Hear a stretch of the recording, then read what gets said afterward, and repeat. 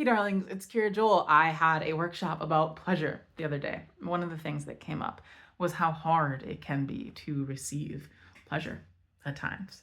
Sometimes we don't feel worth it. It could be our society that says unless you're giving 150% and you are draining yourself absolutely completely and working yourself to the bone, that you're not worth anything, that you just have to give more and more and more. And then maybe when you are so incredibly burnt out, maybe you're worth it. You might get that little pat on the back.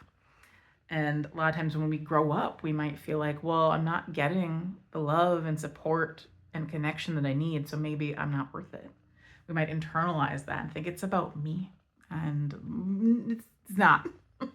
And so knowing our worth, that validating it ourselves can be so important every day, to tune in, find the parts of us that are feeling unworthy, to be like, yo, I love you. You are worth so much. You are worth feeling good. It can also feel very vulnerable to receive pleasure, because a lot of times when we are receiving, we might be letting down our guards.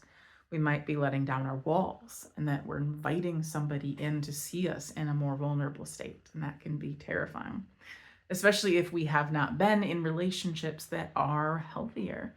And so if we can find those people who are safe or safer to open up with, that can be really helpful. If we can build our internal fortitude and feel safe in ourselves, that can allow us to feel safer with other safe people. Please do not receive pleasure from those who might be manipulative or have narcissistic tendencies. They can be very addictive that way, but I would not recommend it at all.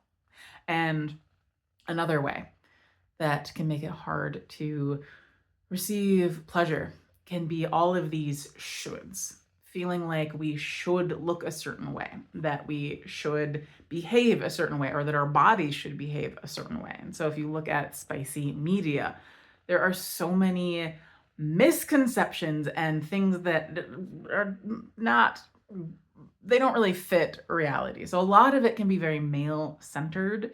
I believe gender is not binary. I'm going to use men and women for the ease of conversation, but please know I mean male-ish, or those perhaps with certain outy anatomy. And for women, I mean people with more inny anatomy, but this can cover any sort of folks.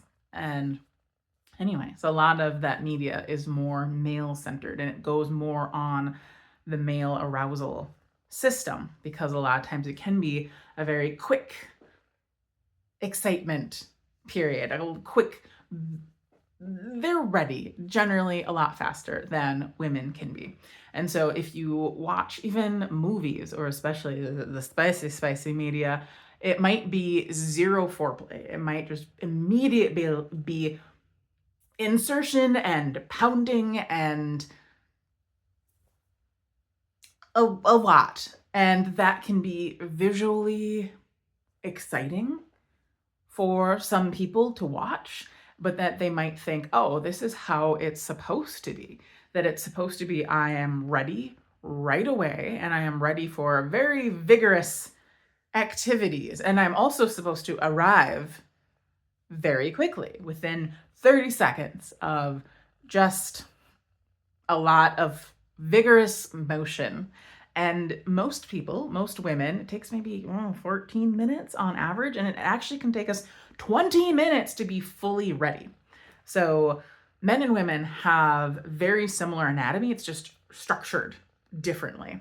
And so for men, a lot of their stuff is a straight shot, and so it can fill with blood very quickly. Women have the same amount of erectile tissue, it's just arranged in a way where there's more nooks and crannies, and it can take that 20 minutes for it to be fully filled with blood. And once it is fully filled with blood, everything can feel so much better. So much. So if I have the spicy time with somebody and I've only had like no foreplay, or just 30 seconds, couple of minutes, versus if I've had 20 minutes or more of foreplay, the difference in pleasure is astronomically it's a lot. Or it might be like, oh, this kind of hurts or feels vaguely good versus like, oh my dear goodness, yes, please. And so having that time. Also, foreplay can be one of those things that I believe should be after the last orgasm. That it should be this thing that is a mindset that was in the book She Comes First, I believe, is making it a mindset to constantly, not constantly, but frequently, every day, be in that playful, flirty, attentive headspace. And maybe you're sending a cute, flirty text every day. You're doing the touches that aren't immediately spicy, but that can build, and lots of compliments can build this yumminess, this that a lot of women are really craving and would do well with. But a lot of us, a lot of women see all of this media and movies and whatever. It's like, here's some hot and heavy kissing. We're immediately getting to the act and just going for it.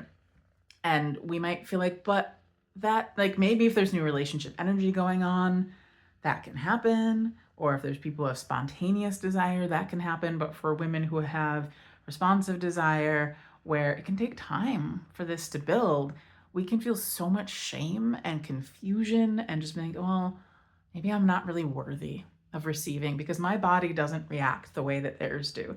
And so many women fake it. I've had so many partners who are like, you're not arriving after 2 minutes? Like, what all of the women I've been with before have.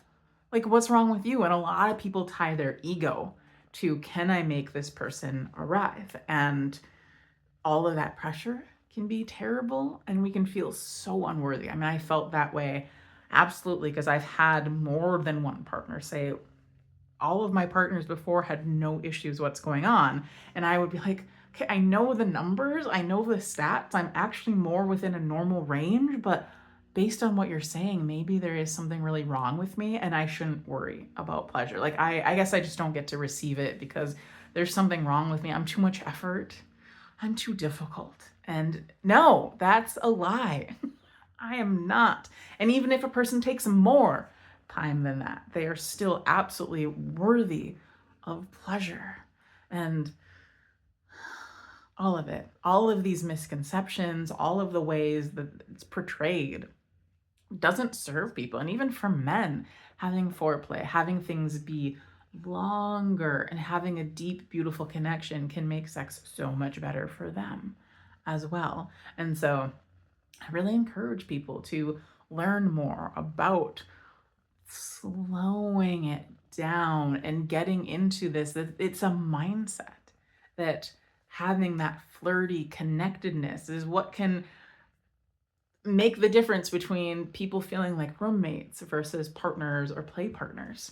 You know, you think about roommates, they're not going to be doing these cute little sweet kisses or just little touches or sending those flirty little messages. So I suggest, if you have a person in your life that you are intimate with, maybe doing those little flirty flirts and keeping that beautiful, spicy, connected, rich energy going, because all of this is connected to our life force energy. I know that when I am tending to that side of myself, I feel more alive in all other areas of my life. And when I'm not, I feel flat and depleted. And it's not a fun way of being. So please remember, you are absolutely worthy of pleasure. And another thing I'm going to throw in there too for men is that they might watch these spicy media things and feel like they're not good enough. They might think, well, I can't perform the way that they do. I can't do all of that stuff. Maybe I'm not fit. Maybe I'm not the right size. And all sizes can be really wonderful because a lot of nerve endings in the receiver, they're more at the entrance. There's not as much deeper in there. And so a lot of times you don't need a lot of size to bring your partner a lot of pleasure.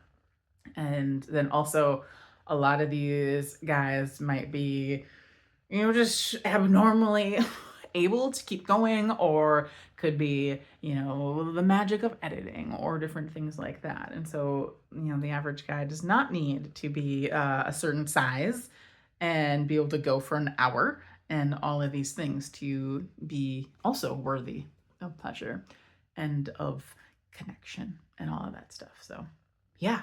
Okay, bye.